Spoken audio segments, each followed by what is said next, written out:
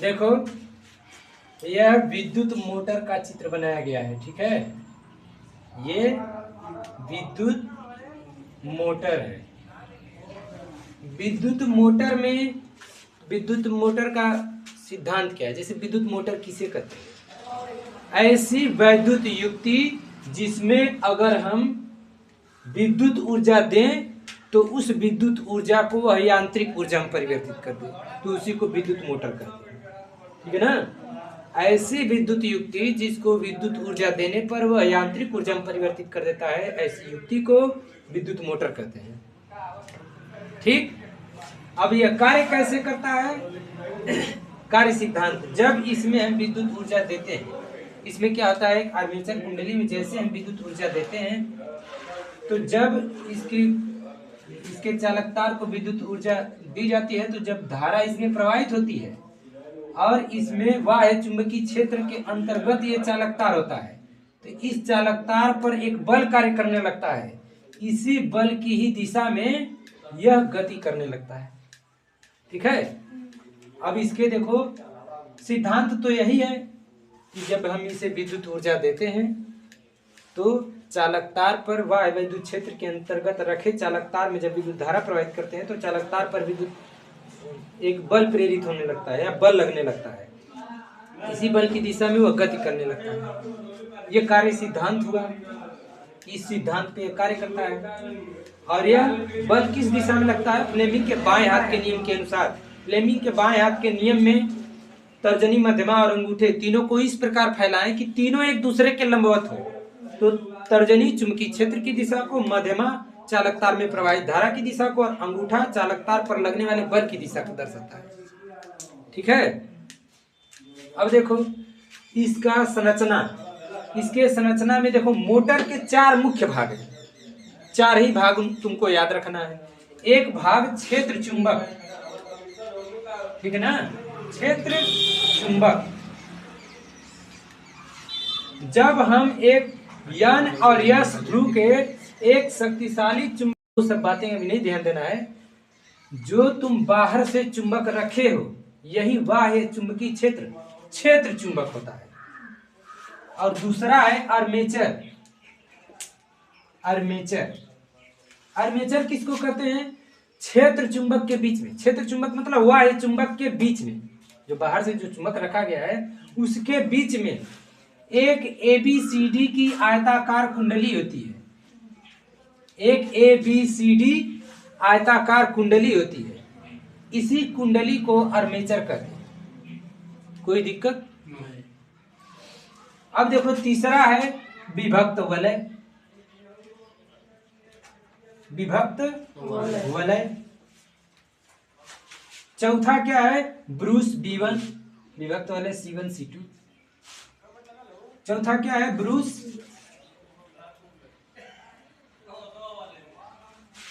B1 और B2 है।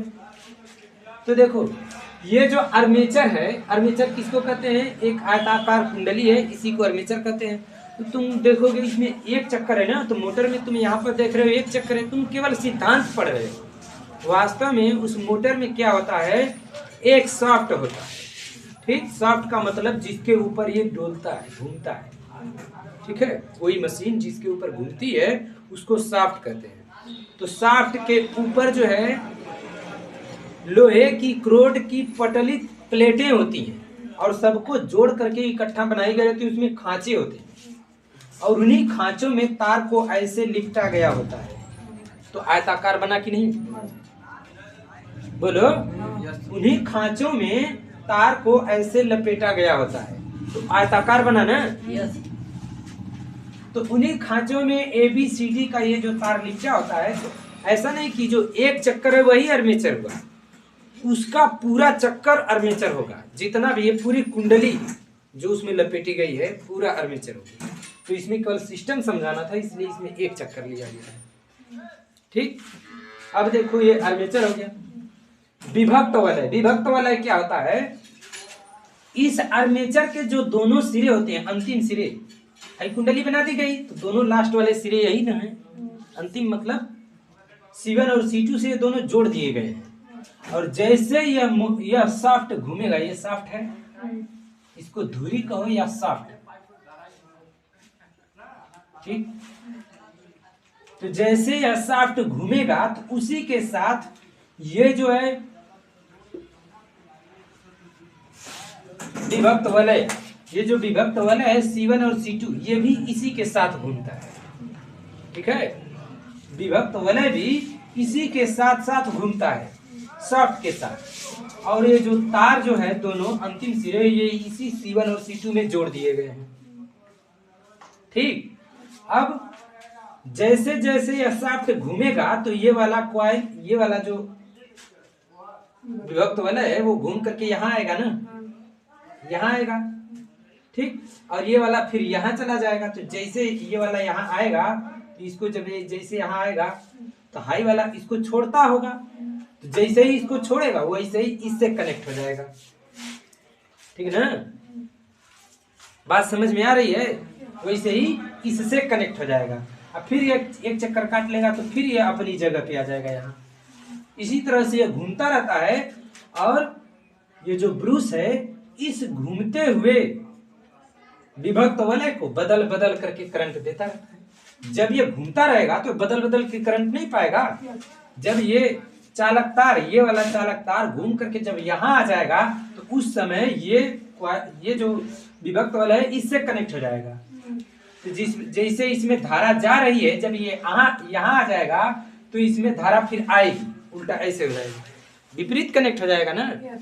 तो इसके बार बार, एक बार इससे एक बार इससे, बार बार इन विभक्त वलयों का बार बार एक दूसरे में बदलते रहना, या एक बार B1 से एक बार B2 से, C2 का भी इसी तरह एक बार B1 से एक बार B2 से बार बार कनेक्ट होते रहना, क्या है?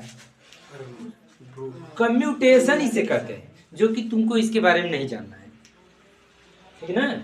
ये कम्यूटेशन होता है। अब ब्रूस क्या होता है?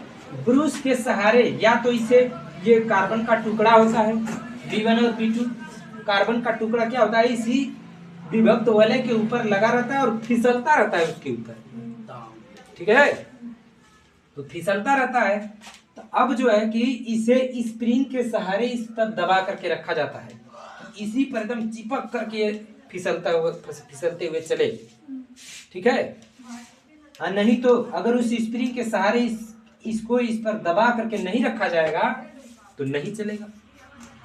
बात समझ में आ रही है ना? मतलब जब इसको दबा के नहीं, जैसे ही थोड़ा सा छोड़ा इसमें धारा प्रवाहित होना बंद हो गई तो नहीं चलेगा ना। यानी कि इसमें लगातार इसमें करंट जब ये घूम करके यहाँ आ जाएगा तुरंत इसमें कनेक्ट हो जाए। तो इसी तरह जैसे घूमता रहेगा तो बार बार कनेक्ट होता रहेगा एक दूसरे से। अब देखो कहीं कहीं ये जो छोटे मोटर जो होते हैं, जो छोटे मोटर होते हैं छोटे साइज के, इन मोटरों में एक कार्बन का टुकड़ा नहीं रहता है। छोटे डीसी मोटर में जो सेल से रहता है, तो उसमें जब कार्बन का टुकड़ा नहीं रहता तो उसमें क्या रहता है? तांबे की पत्ती।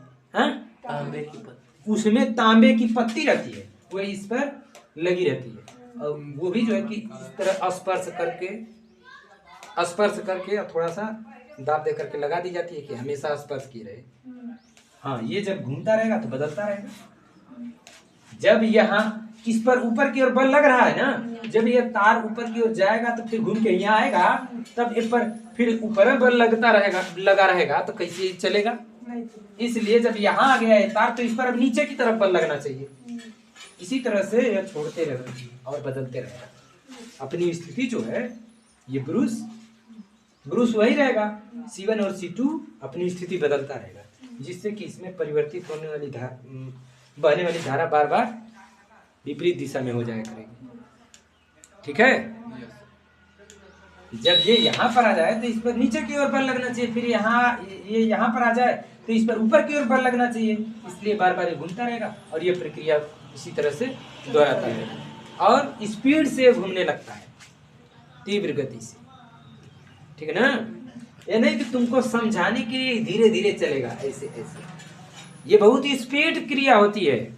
अब देखो, अब बहुत अधिक बल आघूर्ण उत्पन्न हो, सुनो, इसके लिए क्या किया जाता है, ये जो विभक्त वलय है कई हिस्से में बना दिया जाता है, 12 ठे, 24 ठे, 36 ठे, ऐसे ऐसे बना दिया जाता है, ठीक। ये विभक्त वलय सोच लो कैसे बनाया जाता हो। और उनमें उतना कॉइल, खूब ज्यादा उसमें कॉइल होती है। ठीक, क्यों? जब ये यहाँ पर होता है तो इस पर ऐसे बल लगा और यहाँ आया तो उस समय पर बल लगा था ना, तो आधा दूरी यहाँ तक आ गया, तब इधर बल लगता तो और अच्छा रहता। तब तक वो दूसरा वाला कनेक्ट हो जाता तो उधर बल लगेगा, फिर इस पर इधर बल लगेगा, फिर यानी कि कौनो स्थिति में जाएगा ना तो उस पर ऐसा बल लगेगा कि हमेशा उस पर बल लगा ही रह जाएगा। स्थिति बदलती हुई रहेगी ना तो हमेशा उस पर अधिक बल आघूर्ण पैदा करने के लिए वो बल की दिशा उसमें होगी। तो वो मोटर बहुत तीव्र गति से चलता है और उसमें जैसे उस सब ड्रिल मशीन में उस सब मोटर प्रयोग किए जाते हैं। बात समझ में आ रही है? मगर ये डीसी मोटर है, जो कि ये छोटे साइज के मोटर है, वैसे ये होता है। देखो इसमें क्या है, हम एक चीज अभी नहीं बताए थे। जब हम इसमें विद्युत धारा प्रवाहित करते हैं तो फ्लेमिंग के बाएं हाथ के नियम के अनुसार इस पर बल कार्य करता है। तो कैसे बाएं हाथ के नियम के अनुसार बल कार्य करेगा? जैसे ये देखो, ये क्या है, फ्लेमिंग के बाएं हाथ के नियम के अनुसार इसमें चुंबकीय क्षेत्र की दिशा होती है, ये विद्युत धारा की दिशा होती है, ठीक है, प्रेरित प्रवाहित धारा की दिशा, और ये चालक पर लगने वाले बल की दिशा। तो ये बताओ चुंबकीय क्षेत्र किधर है? इधर से इधर है ना, यन से यस। तो देखो हम इसको इधर कर दिए, उंगली को उधर कर दिए, यन से यस की ओर, ठीक।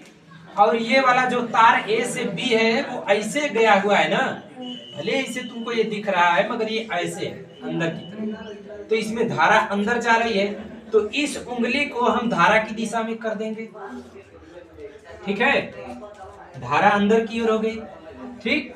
तो अंगूठा किधर हुआ? ऊपर, बोलो अंगूठा किधर हुआ? ऊपर। तो इस पर देखो बल ऊपर की ओर लगा है। अब यहाँ पर जब तुम इसको व्यवस्थित करोगे तो देखो चुंबकीय क्षेत्र तो उधर ही है, चुंबकीय क्षेत्र उधर ही रहने दो, ठीक है।